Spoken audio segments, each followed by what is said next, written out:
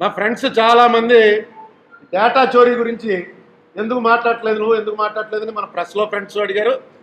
ఈ వాట్సాప్ గ్రూపుల్లోనూ తెలుసున్న వాళ్ళు ఫోన్ చేసి సోషల్ మీడియాలోనూ ఎందుకు మాట్లాడట్లేదు అన్నారు.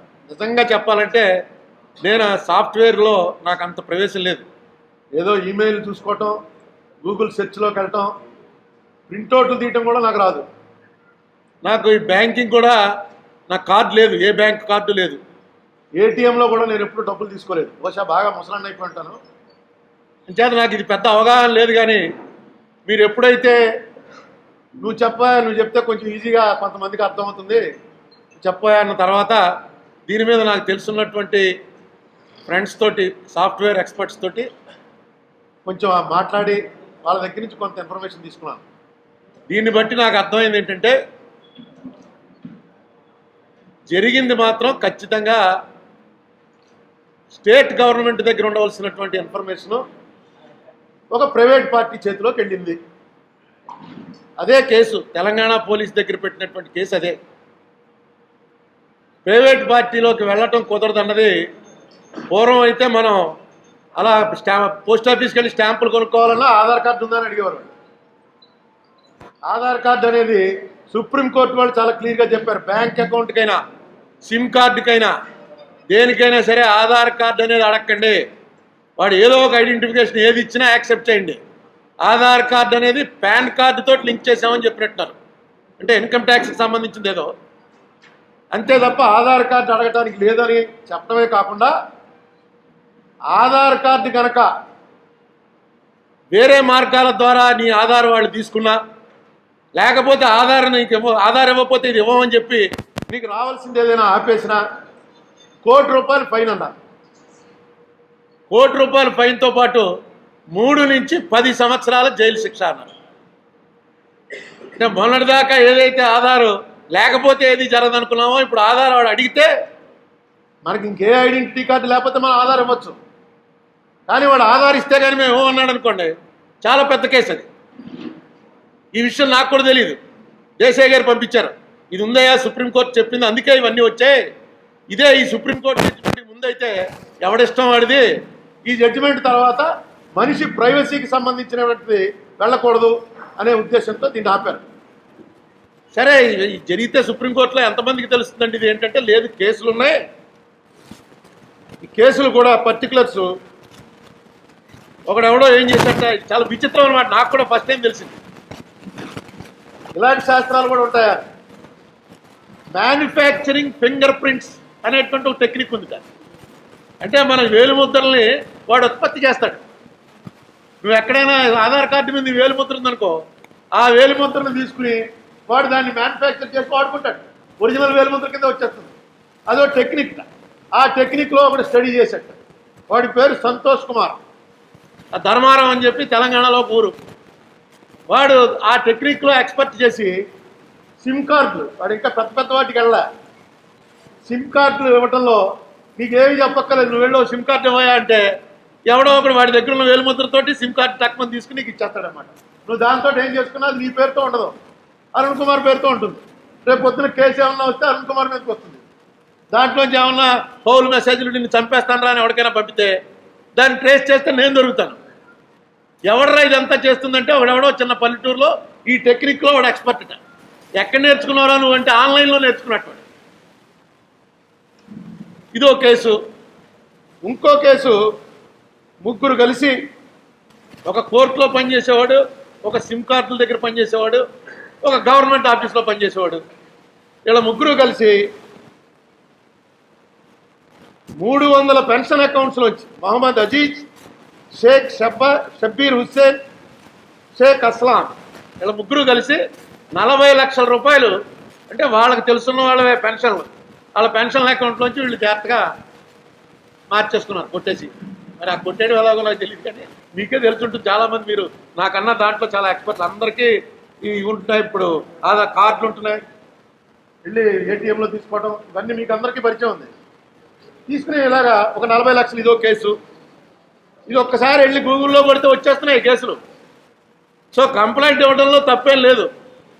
దీన్ని ఆధారంగా చేసుకుని ఈ ఎవరైతే మీరు డేటా చోరీ అని వేళ చెప్తున్నారో ఆ డేటా నుంచి కొంతమంది డబ్బులు కూడా తస్కరించేటువంటి ప్రమాదం ఉంది, జాగ్రత్తగా చూసుకోండి, మీ డబ్బులు కూడా పోతాయి అని వైఎస్ఆర్సీపీ వాళ్ళు టీడీపీ మీద చార్జ్ చేస్తుంటే చంద్రబాబు నాయుడు గారు ఇంకో అడుగు ముందుకేసి జాగ్రత్త మీ పిల్లల్ని ఎత్తుకుపోతారని చెప్పి ఆయన చెప్పాడు.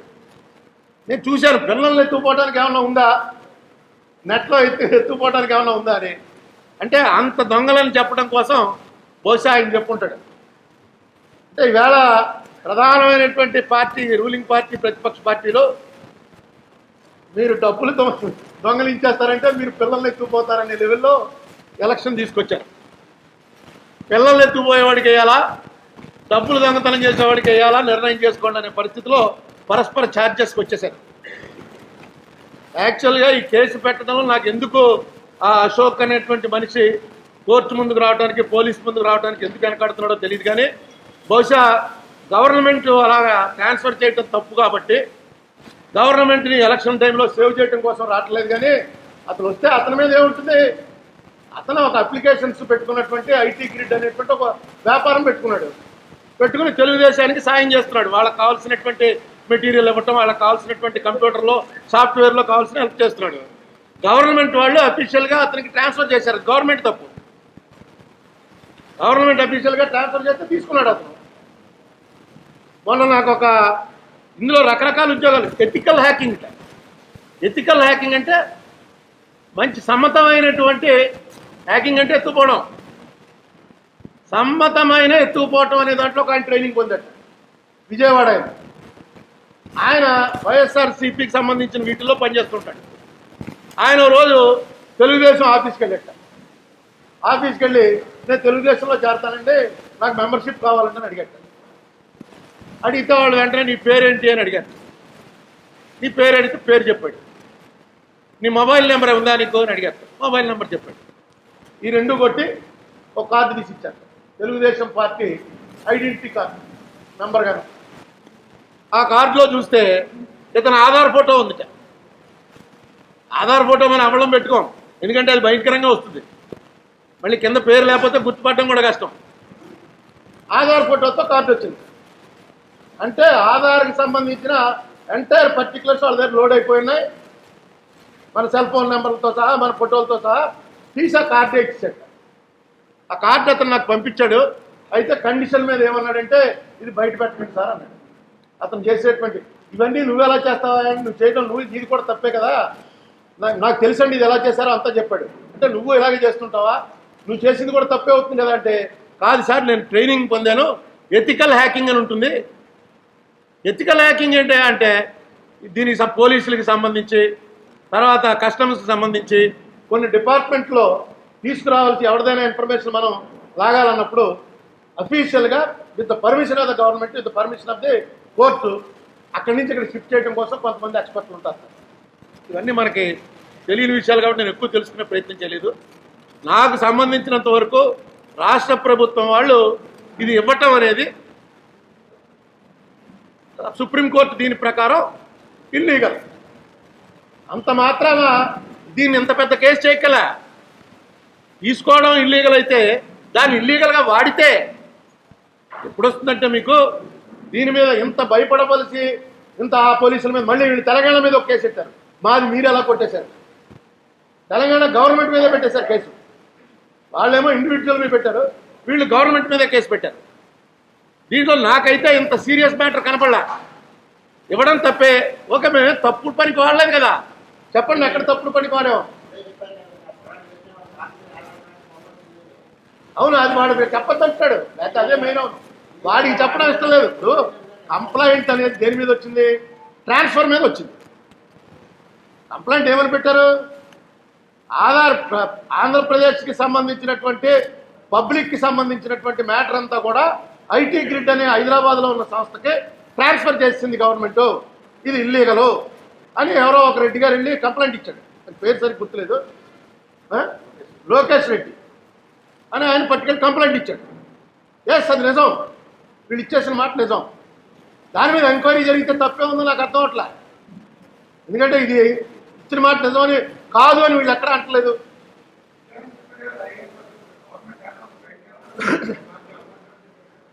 అవునండి, అదే చెప్తున్నాను. అసాధ్యం అంటే ఇస్తే తప్ప రాదు. అలాగా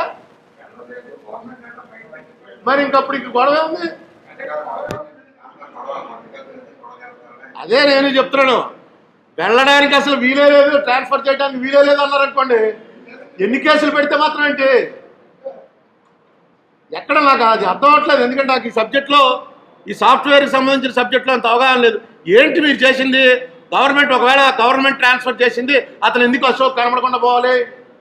గవర్నమెంట్ ట్రాన్స్ఫర్ చేసింది, తీసుకున్నాడు. గవర్నమెంట్కి బ్యాట్ వస్తుంది కాబట్టి ఎలక్షన్ ముందు తప్పించుకుని పోయాడు అనుకుందాం. గవర్నమెంట్ మాత్రం ఎప్పటికైనా ఇది ట్రాన్స్ఫర్ అయినది పట్టుకుంటారు కదా. అసలు ట్రాన్స్ఫర్ అవ్వదని ఎవరో చెప్పారని భూషణ్ బాబు గారు చెప్తున్నారు.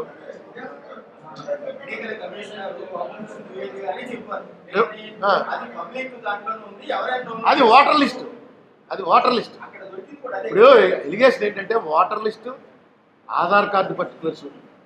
వీళ్ళు సాధికార మిత్ర అని ఒకటి స్థాపించి ప్రజా సాధికారక సర్వే అని ఒకటి చేశారు. ప్రజా సాధికారక సర్వే దాని పేరు, ఏపీ గవర్నమెంట్. దాంట్లో సేవామిత్ర అని ఎవరిని అపాయింట్ చేశారు. వాళ్ళు మన అందరి దగ్గరికి వచ్చి ఓ పెద్ద క్వశ్చనీర్ తోటి వచ్చి దాంట్లో అన్నీ తీసుకున్నారు. ఆధార్ కార్డు కూడా తీసుకున్నారు. Aadhaar card number, telephone number, మీరు ఎక్కడ ఉంటారు, మీరు ఏం పేపర్ చదువుతారు, మీరు రోజుకి ఎన్ని పూటలు తింటారు, మీరు ఏం చదువుకున్నారు, మీకు ఎంతమంది పిల్లలు, మీ కరెంటు బిల్లు ఎంత వస్తుంది, ఇవన్నీ కూడా వాళ్ళు పెద్ద సర్వే చేసి తీసుకున్నారు.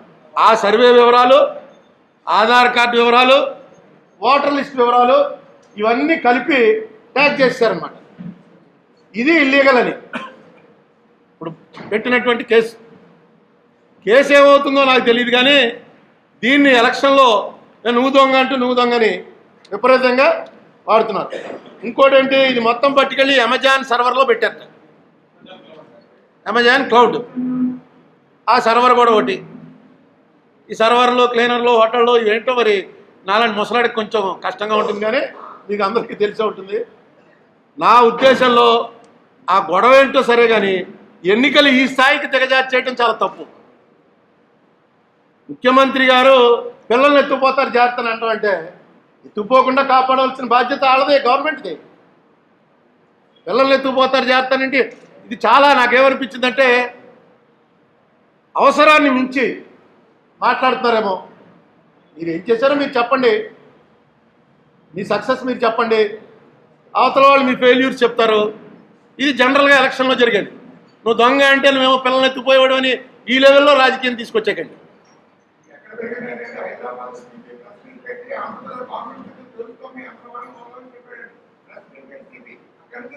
అవును, అంటే ఛార్జ్ ఏంటి? గవర్నమెంట్ ప్రైవేట్ పార్టీకి ఇచ్చేశారండి. ప్రైవేట్ పార్టీకి ఇచ్చేశారన్న ఛార్జ్. వాళ్ళు రెడ్డి గారు ఇచ్చినటువంటి కంప్లైంట్ రాష్ట్ర ప్రభుత్వం మీద, రాష్ట్ర ప్రభుత్వం ఐటీ గ్రిడ్కి అఫీషియల్గా ట్రాన్స్ఫర్ చేసింది, విచ్ ఈజ్ ఇల్లీగల్. అది దాని మీద వేస్ట్ చేసి అతను చెప్పుకుంటాడు. ఇక్కడ వీళ్ళు మన వాళ్ళు కూడా వెంటనే తెలంగాణ గవర్నమెంట్ మీదే మేము బుక్ చేస్తున్నాం, మా పర్టికులర్స్ కూడా వాళ్ళ దగ్గరికి ఎలా వెళ్ళిపోయాయి అన్నారు. ఇది ఇష్యూ తేలుతుంది, కానీ ఇది ఎలక్షన్ ఇష్యూ కాదు. ఎలక్షన్ అనేది మీ పెర్ఫార్మెన్స్. రూలింగ్ పార్టీ చెప్పవలసింది ruling party performance, opposition party చెప్పవలసింది రూలింగ్ పార్టీ ఫెయిల్యూర్స్. దాన్ని మేము ఎలా చేస్తాం వస్తే అని. అక్కడి నుంచి ఎవరు పెద్ద దొంగ అనేటువంటి లెవెల్లో తీసుకురావటం దురదృష్టం నా ఉద్దేశంలో. సో దీంట్లో ఇంతకన్నా నాకు పెద్ద రహస్యమైనటువంటి విషయం ఏం కనపడలేదు. డెఫినెట్గా ట్రాన్స్ఫర్, మీ దగ్గర ఉన్నటువంటి సీక్రెట్ డేటా అనుకున్నటువంటి ఆధార్కు సంబంధించినటువంటి వివరాలు ఎప్పుడైతే ఒక ప్రైవేట్ పార్టీకి ఇచ్చారో మీరు ఖచ్చితంగా ఒక కేసు అట్రాక్ట్ చేసుకున్నారు. ప్రైమా ఫేసి అఫెన్స్ ఉంది. You have to prove it in court. Various రీజన్స్లో ఇది చేయవలసి వచ్చింది. మాకు అప్పుడు తెలియదనో ఇంకోటనో, ignorance of law may not be an excuse. But cyber laws తెలియదు కాబట్టి చాలామందికి ఏదైనా ఇది పద్ధతి మాత్రం కాదు. అది నా ఉద్దేశం. మా వీడియోస్ కనుక మీకు నచ్చినట్లయితే like, share and don't forget to subscribe.